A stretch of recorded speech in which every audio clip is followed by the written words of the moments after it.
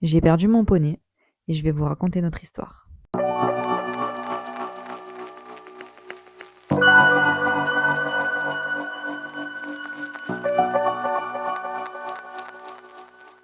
Aujourd'hui, je vais vous raconter l'histoire de mon poney que j'ai perdu à mes 18 ans.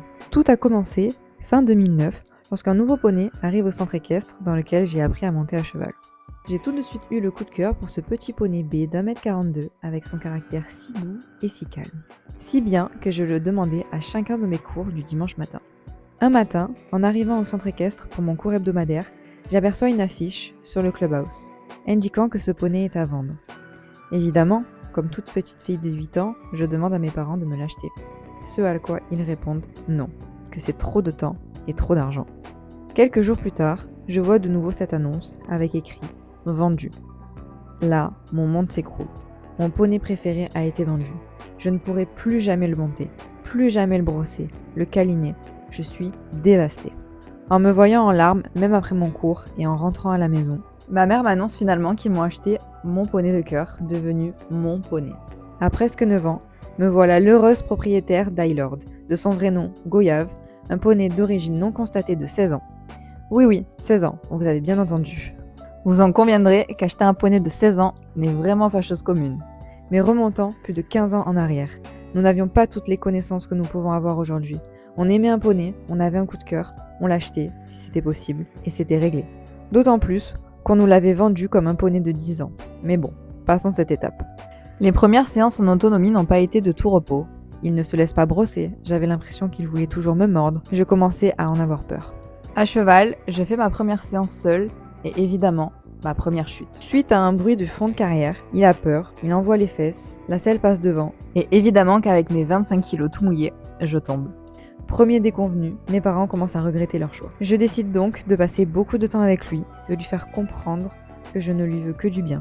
On passe des heures à faire du pansage, à brouter un petit peu partout dans le centre équestre, on commence même le travail à pied. Notre relation se développe à pied et forcément à cheval, ça va de mieux en mieux. 5 mois après, nous commençons les concours internes de saut d'obstacles en 40 et 60 cm. Tout se passe bien durant les 2 années suivantes. On évolue ensemble, même en concours externe. Cependant, je commence à grandir, que ce soit physiquement ou bien dans mon équitation. Avec ma coach de l'époque, on prend donc la décision d'arrêter les concours en extérieur avec lui, voyant que ce n'est pas ce qu'il aime. De continuer tout de même à s'amuser en interne, mais plus d'objectifs de performance. Juste du kiff total. On me confie donc une ponette de club, Orphée, que je vous avais présentée dans une précédente vidéo, que je vous mets juste ici en haut. Mais pas question d'arrêter de m'occuper de mon poney. On fait des balades, on se promène dans le village proche de mon centre équestre, on va à la plage pour la première fois tous les deux, on continue évidemment le travail à pied et on fait même nos premiers concours de dressage. Il semble heureux et je le suis aussi. Les années passent, tout se passe comme nous le souhaitions, mais vient le moment que je redoutais tant. Le moment de la retraite. Et oui, rappelez-vous que je l'ai acheté à ses 16 ans. Malgré le fait qu'il était très en forme, que ce soit physiquement ou moralement, il ne nous a quasiment jamais rien coûté en frais véto puisqu'il ne s'est jamais blessé, n'a jamais été malade. Nous avons tout de même décidé de lui offrir une retraite bien méritée.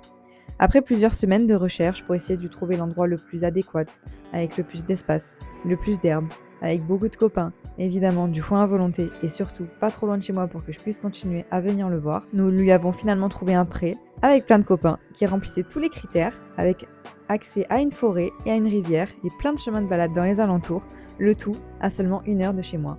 Le rêve. Malheureusement, je n'ai que 14 ans à ce moment-là et je n'ai pas le permis, ni la voiture. Je ne peux donc pas aller le voir aussi régulièrement qu'avant, lui qui était seulement à 10 minutes de chez moi en voiture. Heureusement, la personne qui nous a loué le pré s'en occupe comme elle s'occupe de ses propres chevaux, nous envoie des nouvelles très régulièrement et nous n'avons jamais eu à nous inquiéter. Nous continuons nos balades à travers les champs, à travers les vignes, à travers la forêt. On continue à se baigner dans la rivière, tout ce qu'un petit papy d'une vingtaine d'années peut rêver. Les années passent, on file le parfait amour tous les deux, puis un jour, nous sommes appelés par la propriétaire du pré qui nous informe qu'Aylord s'est blessé. Il s'est fracturé le genou. Malheureusement, à l'époque, il a maintenant 26 ans. Et à cet âge-là, il est assez difficile de soigner une fracture. Nous avons donc dû prendre la décision que personne ne devrait avoir à prendre un jour. Nous avons dû le laisser partir pour qu'il ne souffre pas. Même s'il n'est plus là aujourd'hui, Aylord, mon poney de cœur, continue d'exister à travers mes souvenirs, mes différentes photos, mes différentes vidéos que je peux encore avoir avec lui.